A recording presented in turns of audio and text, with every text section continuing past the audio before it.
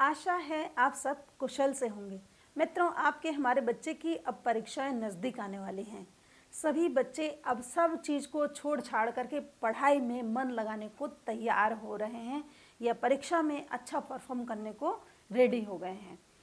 ऐसे में बच्चे बहुत ज़्यादा टेंशन में रहते हैं और कई बच्चे तो टेंशन में आकर के कम खाना पीना, इधर उधर घूमना फिरना, सभी प्रकार की शारीरिक गतिविधियों तक को वो रोक देते हैं। अपने आप को एक कमरे में बंद करके लगभग पढ़ते ही रहते हैं और उनकी ऐसी स्थिति देख करके पेरेंट्स भी कई बार चिंता में आ जाते हैं कि बच्चे को हम किस ढंग से मोटिवेट करें या किस प्रकार से उसको गाइड करें या किस प्रकार उसकी हेल्प करें जिससे वो अच्छे से अच्छा नंबर ला सके और उसकी चिंता भी हम कम कर सकें। और इसीलिए मैं आपके लिए ये वीडियो लेकर के आई हूँ।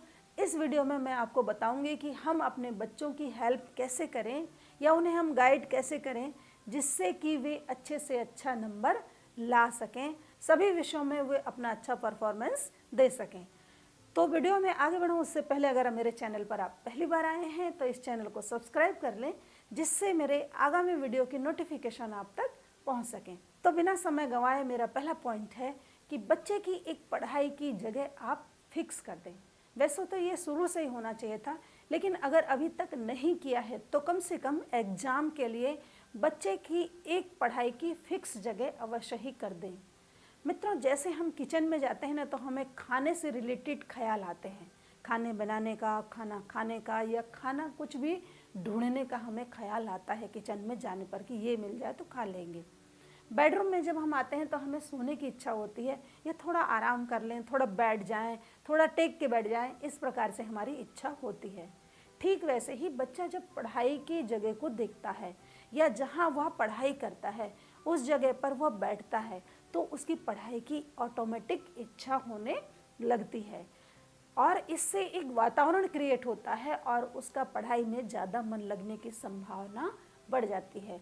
इसीलिए मैं आपको कहूँगी कि बच्चे की पढ़ाई की जगह अवश्य ही आप फिक्स करें। और दूसरा, जो बच्चा जहाँ पढ़ने बैठे वो कमरा शांत होना चाहिए।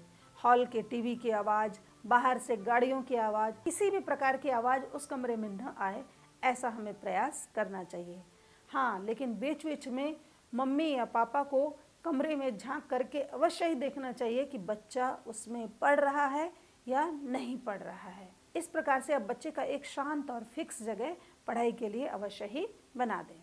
और सेकंड पॉइंट आता है बच्चा पढ़ाई की योजना कैसे बनाए या अपने टाइम टेबल को वो कैसे सेट करे जिससे कम समय में वो ज़्यादा अच्छा पढ़ सके। तो उसके लिए मान लीजिए आपके बच्चे का 20 दिन का समय अभी परीक्षा का बचा हुआ है, मात्र 20 ही दिन है उसके पास। तो 20 दिन में से 10 दिन बच्चा सभी विषयों में से उन चीज़ों को पढ़े जो कि कठिन है, जो उसे कठिन लगते हैं लेकिन वे आते ही आते हैं। तो 10 दिन कौन सी तैयारी करनी है? जो बच्चे के लिए हार्ड टॉपिक्स हैं, जो उसके लिए कठिन टॉपिक्स हैं, उनको 10 दिन तक उसे पढ़ना है।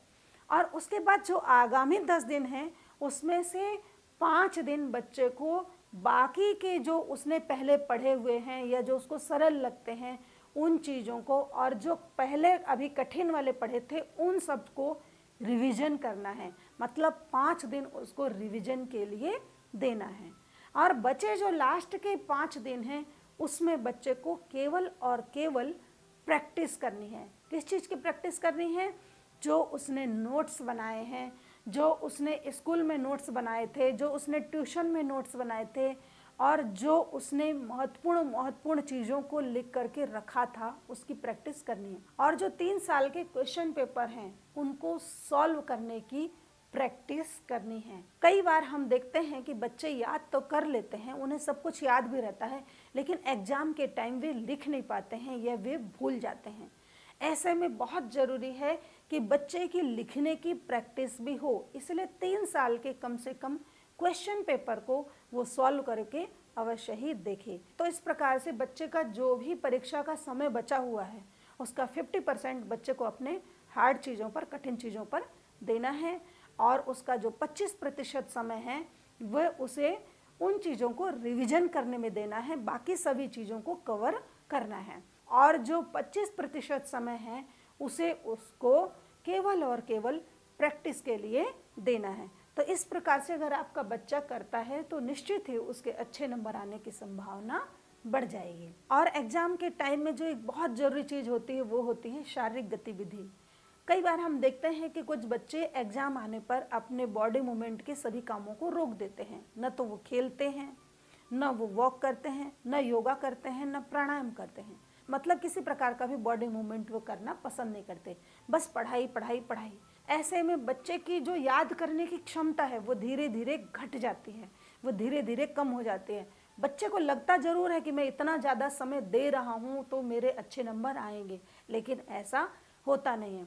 इसकी बजाय बच्चे को अपने सुबह या शाम एक टाइम ऐसा रखना चाहिए जब वह वॉक करे, खेले, योगा करे या प्राणायाम करे या कुछ भी शारीरिक गतिविधि जिसमें उसके बॉडी का मूवमेंट होता हो, या कुछ भी ऐसे बॉडी मूवमेंट के काम उसे अवश्य ही करने चाहिए, जिससे उसके दिमाग भी प्रॉपर वे में काम करेगा और उसका परफॉर्मेंस और बढ़ने की संभावना रहेगी और इससे उसके नंबर भी अच्छे आएंगे। और बच्चा जब पढ़ाई कर रहा हो उस समय भी यह ध्यान रखना बहुत ज़रूरी है कि कंटिन्यू 1 घंटा 2 घंटा न बैठे, उसके बजाय हर आधा या 1 घंटे में 5 मिनट का 10 मिनट का वह ब्रेक ले ले और इस 5-10 मिनट में वह कोई भी किसी भी प्रकार का स्क्रीन न देखे।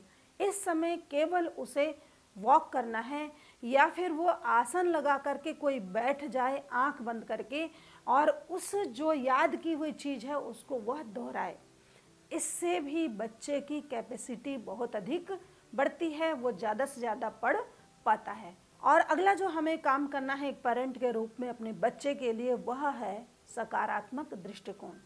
मतलब बच्चे डीमोटिवेट ना हों, बच्चे हतोत्साहित ना हों, बच्चे डिप्रेशन में न चले जाएं, उसके लिए बहुत ज़रूरी है पेरेंट्स का सपोर्ट। ऐसे में बच्चे को अगर पेरेंट्स नेगेटिव कमेंट कर देते हैं तो बच्चा और ज़्यादा हतोत्साहित हो सकता है। इसीलिए इस समय बच्चे को आप अवश्य ही मोटिवेट करें। उसे मोटिवेट करने के लिए आप ऐसे शब्दों का प्रयोग करें कि बेटा तू तो इसे आसानी से कर सकता है, ये तो तेरे बाएं हाथ का खेल है, ये तो तू आज करेगा और कल ना तू फटाफट लिख करके आ जाएगा, मुझे तेरे ऊपर पूरा विश्वास है, तू ऐसा कर सकता है, तो अपनी क्लास में टॉप 5 में आ सकता है। इस प्रकार से बच्चे को आप अच्छे अच्छे शब्दों के साथ जब मोटिवेट करेंगे तो आपके बच्चे का कॉन्फिडेंस लेवल और बढ़ेगा और वह एग्जाम की तैयारी और अच्छे से करेगा और रिजल्ट भी उसका अच्छा आएगा। तो मैंने जो आज आपको पॉइंट बताए, बच्चे का एक निश्चित और शांत जगह पढ़ाई का फिक्स हो। दूसरा, बच्चे का जो एग्ज़ाम का टाइम बचा हुआ है उसको 50%, 25% और 25% इस प्रकार से डिवाइड कर दें, उससे बच्चा अच्छे से पढ़ सकता है। और तीसरा, बच्चे की शारीरिक गतिविधि बॉडी मूवमेंट को अवश्य ही ध्यान में रखें। और चौथा, सकारात्मक दृष्टिकोण रखते हुए बच्चे को अच्छी आप बातें कहते रहें। अगर आप इन चीज़ों का ध्यान रखते हैं तो आपका बच्चा अच्छे नंबर अवश्य ही लाएगा, मुझे ऐसी आशा है। तो मिलते हैं नई जानकारियों के साथ अपने अगले वीडियो में।